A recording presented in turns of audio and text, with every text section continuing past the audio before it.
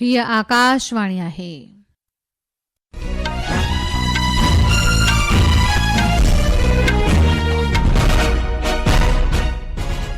हाणे हिन अॻनाणीअ खां देश विदेश जूं ख़बरूं ॿुधंदा। सभ खां पहिरीं हिन वक़्त जूं अहम सुर्खियूं। प्रधानमंत्री नरेंद्र मोदी भारत जे आलमगीर सतह ते जदीद तरीन तिजारत तकनीक ऐं रिथाबंदीअ वारी भाईवारीअ तहत आलमी लाॻापे ते निर्भर रहण लाइ पाण खे मज़बूत बणाइण जो सॾु ॾिनो। मरकज़ी घरू वज़ीर अमित शाह अॼु लेह जे चौलमसर जिले जे फोटांग में तथागत बुद्ध जे पवित्र आसारनि जी निमाइश कंदो ऐं बुद्ध पूनम समारोह जो इफ़्तिताह कंदो। सरकार डीज़ल ऐं जहाज़ जे ॿारण तेल ते रवानगी टैक्स जी क़तर जी पधिराई कई आहे।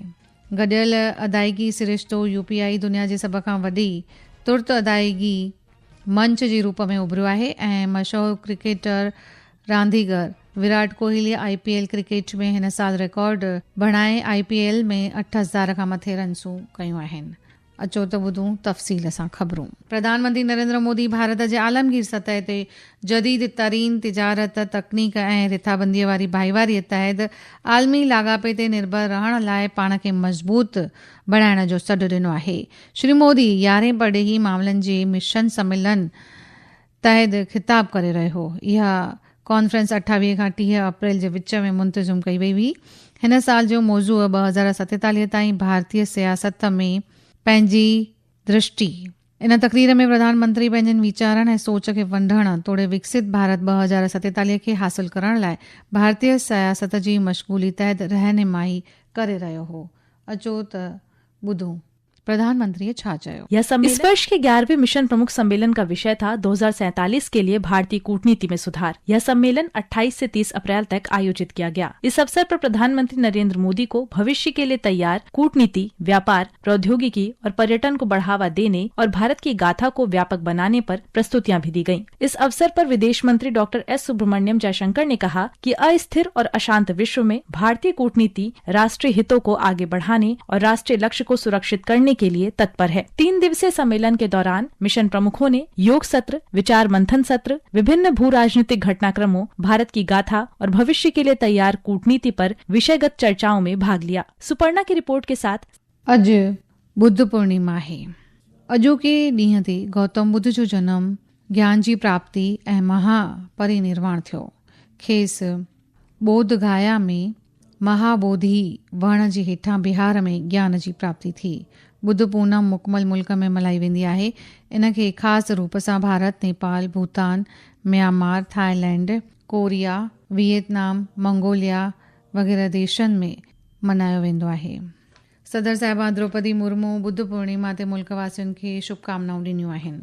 पंहिंजे नियापे में सदर साहिबा चयो आहे त हिन पाक ॾींहं ते भॻवान बुद्ध जे जनम, ज्ञान प्राप्ति ऐं महापरिनिर्वाण जी तवारीख़ी वाक़िअनि जो प्रतीक आहे। हुन चयो त भॻवान बुद्ध जी दया, अहिंसा, अमन अमान ऐं ज्ञान जा सुंदर संदेश इंसानियत जी रहनुमाई कनि था।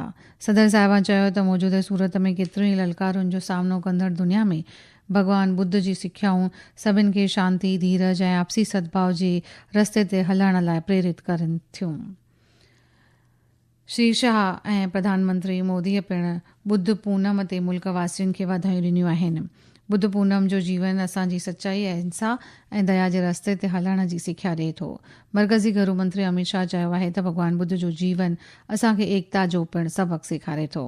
हू जनाब अॼु लद्दाख में 10,000 लीटर फी ॾींहं जी सघ वारे डेयरी प्लांट जे कार्य जो कारगिल में central institute of Buddhist studies वटि संगे बुनियाद रखंदो। गॾोगॾु लेह में तथागत बुद्ध जे जीवत्सल फोटांग चोगलासर में पवित्र आसारनि जी निमाइश जो इफ़्तिताह पिणु कंदो। गृह मंत्री अमित शाह बुद्ध पूर्णिमा के अवसर पर भगवान बुद्ध के पवित्र अवशेषों को श्रद्धांजलि अर्पित करेंगे। विश्व भर में बुद्ध के अवशेषों को अत्यंत पवित्र माना जाता है। समय समय पर विभिन्न देशों में इन अवशेषों की प्रदर्शनी आयोजित की जाती रही है। हाल ही में इन पवित्र अवशेषों को मंगोलिया, थाईलैंड, रूस और वियतनाम ले जाया गया था। लद्दाख में भगवान बुद्ध के पवित्र अवशेषों की प्रदर्शनी आध्यात्मिक चिंतन का एक सशक्त क्षण प्रदान करेगी। यह बुद्ध के उपदेशों की शुरुआत के 2500 से अधिक वर्षों के बाद भी करुणा, ज्ञान और आशा के उनके शाश्वत संदेश को संजोए हुए है। हुकूमत डीज़ल ऐं जहाज़ जे ॿारण तेल ते रवानगी टैक्स में क़तर आंदी आहे।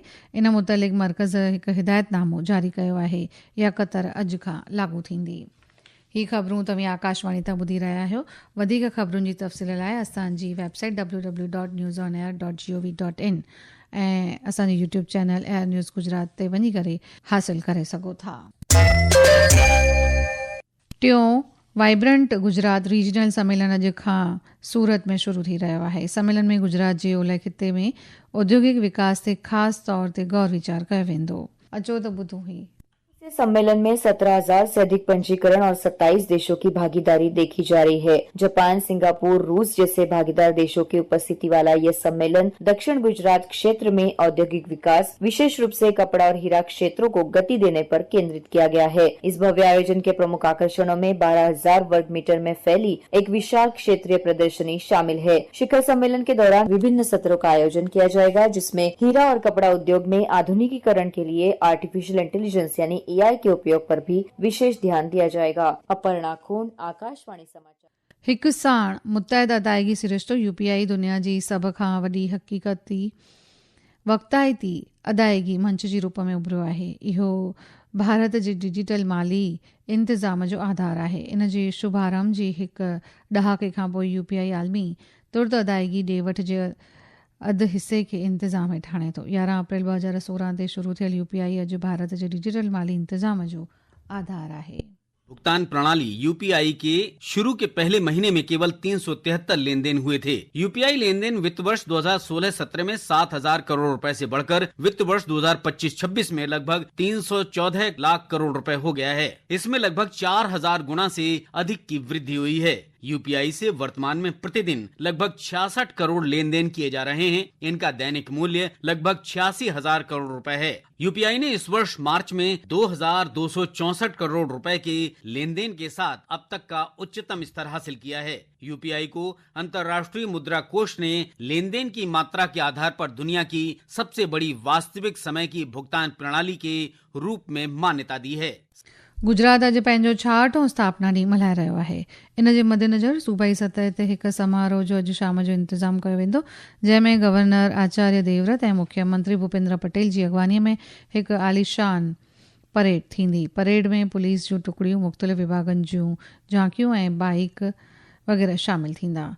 इन खां पोइ डूमस सामूंडी किनारे ते मुंतज़िम हिकु सक़ाफ़ती प्रोग्राम में राज्य जी विकास यात्रा खे ज़ाहिर कयो वेंदो। अॼु आलमी पोरियत ॾींहुं सॼी दुनिया अंदरि कार्यकरनि जी योगदान वास्ते मल्हायो पियो वञे।